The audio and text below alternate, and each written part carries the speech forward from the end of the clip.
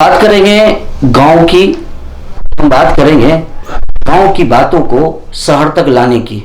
और बिहार का खगड़िया जो एक तरफ से नदी है और काफ़ी हिस्सा दियारा और वीराना सा है।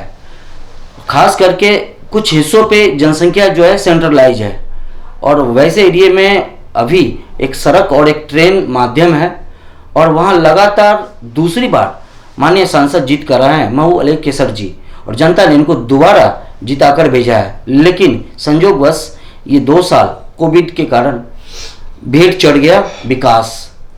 और सर से हम जानना चाहेंगे कि लगातार बिहार में युवा पढ़ाई करते हैं और सबसे ज़्यादा अगर बिहार आईएएस आईपीएस या जिस तरह से भी एजुकेशन के माध्यम से हो जॉब के माध्यम से हो लोग काफ़ी पढ़ते हैं और बिहार से निकलकर दूसरे राज्यों दूसरे देश को इसका फ़ायदा पहुंचाते हैं।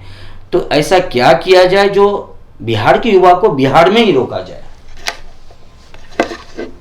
देखिए, पलायन एक बहुत बड़ा इशू था चुनाव में, हर साल हर इलेक्शन में होता है।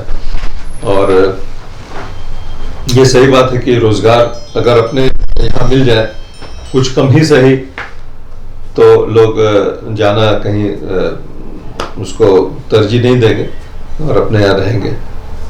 तो इसमें इसके लिए लगातार सरकार भी प्रयासरत है। और अब आप देखिए कि हम लोग के बिहार में बिल गेट्स जैसे आदमी जो है 2 बार आए, इत्तेफाक से कुछ हो नहीं पाया, कुछ खास नहीं हो पाया, लेकिन फिर भी जो एक माहौल तो बना कि बिल गेट्स आए।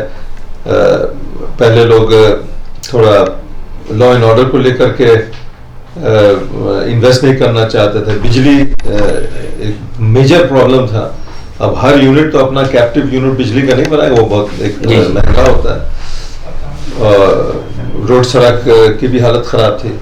तो ये सब चीज़ को तो एड्रेस कर दिया पिछले 10-15 साल में। जो रोड कंडीशन है पूरे बिहार का वो आप समझते हैं कि और सब स्टेट से ज़्यादा अच्छा है।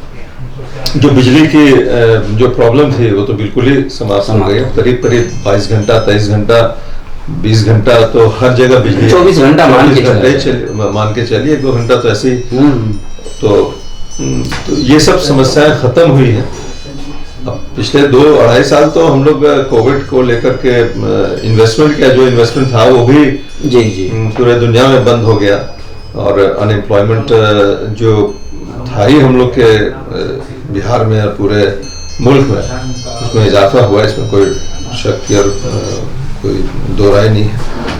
तो आने वाले दिनों में सब कुछ ठीक रहे, ऊपर वाले से हम लोग दुआ करते हैं, प्रार्थना करते हैं कि कोविड का जो प्रकोप था वो बिल्कुल ही ख़त्म हो जाए। तो जो बेसिक जो इन्वेस्टमेंट्स को अट्रैक्ट करने के लिए जो चीज़ें होनी चाहिए वो बिहार में मौजूद है। दुनिया भर में पानी जो है एक बहुत बड़ा बून है। अब हम लोग के लिए वो शराब है, लेकिन उसको अच्छा से चैनलाइज किया जाए। ये सब स्कीम्स बड़े बड़े बने हुए हैं, हो रहे हैं, लेकिन इसको इम्प्लीमेंट करने के लिए अब हम लोग का जो इलाका है, नॉर्थ बिहार का पूरा इलाका ले लिए, खास करके सहरसा और खगड़िया दरभंगा का जो एरिया है वो बिल्कुल जल जमाव से हम लोग परेशान हैं। जो पहले फसल होते थे वो भी अब नहीं हो पा रहे हैं। तो ये सब चीज़ें हैं जिसमें कि हम लोग लगातार सारे जनप्रतिनिधि जिस पार्टी के हो, अपोजिशन के हो, रूलिंग हो, किसी भी पार्टी के हो, सब लोग लगातार उठाते जा रहे हैं। आज न कल जागरूकता आएगी, पैसा कहीं नहीं वर्ल्ड बैंक से बिहार को विशेष राज्य का दर्जा देने की जो लगातार लड़ाई बिहार से रही है, इसको कितना सही मानते हैं? देखिए, बिहार को स्पेशल स्टेटस में कहीं ना कहीं क्लॉज है कि वो इंटरनेशनल बॉर्डर से ये हो, वहां पर आतंक का कुछ खतरा हो, ये सब। लेकिन जहां तक बिहार का सवाल है उसको देना चाहिए, क्योंकि अगर आपको जरा भी थोड़ा बहुत लगता है कि टेक्निकली बिहार उसमें फिट नहीं होता तो जरा आप उसको चेंज कर दीजिए। पार्लियामेंट में इतना मेजॉरिटी है रूलिंग पार्टी की, और जदयू और बीजेपी दोनों एक साथ बिहार में ये कर रही है, तो उसके बिहार को स्पेशल स्टेटस मिले या उसको इतना पैसा मिले कि उसको जल जमाव का समस्या है, दो चार जगहों पर बड़े बड़े ब्रिजेस बनने हैं, बहुत से बन चुके हैं। और जैसे हम ही लोग के यहाँ बलवाहा में ब्रिज बन गया, उसके आगे महासेतु बन गया, तो बहुत लोगों को फायदा हुआ। नौहट्टा जैसा जगह जहाँ पर कुछ मैंने 2-3 साल में सोचते थे कि कैसे जाए, आजकल बिल्कुल आसान, गाड़ी से आप चले। तो ये सब डेवलपमेंट हुआ है। आने वाले दिनों में भी और बनेंगे और डेवलपमेंट होगा। आधार को चुनाव पहचान पत्र से जोड़ा गया है, इसको लेके जिस ढंग से विरोध है विपक्ष में, आप उससे सहमत हैं? ये आधार कार्ड को बनाने का मकसद ही ये था कि हिंदुस्तान के एक सिटीजन के पास आधार कार्ड, दुनिया भर में यही होता है कि एक कोई आपका ड्राइविंग लाइसेंस हो या आपका कोई आइडेंटिटी का प्रूफ हो, उससे आप कंप्यूटर डालिएगा, उसमें नेट में डालिएगा तो आपको सारा पूरा हिस्ट्री पता चल जाएगा।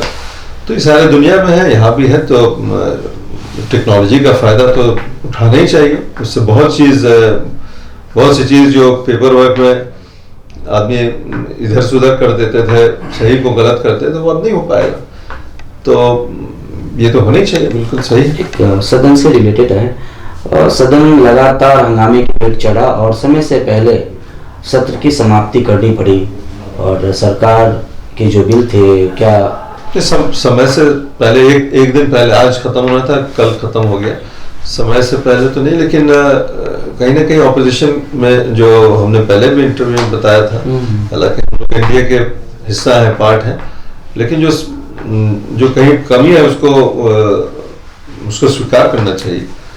जिस तरह से 14 लोगों को राज्यसभा से हटाया गया, पिछले सत्र की बात थी, क्या नहीं हुआ और वीडियो में सब कुछ है, उन लोगों के साथ भी जाती हुई, उन लोगों ने भी जाती की, लेकिन उसको कहीं ना कहीं स्पीकर को मिला करके बैठ के बात करके कुछ और रास्ता निकाला जा सकता है। अब अपर हाउस के लोग हैं, कोई ऐसे वैसे लोग हैं नहीं। अब पूरी दुनिया की नजर है उन लोगों पर कि इनको हाउस से सस्पेंड कर दिया गया।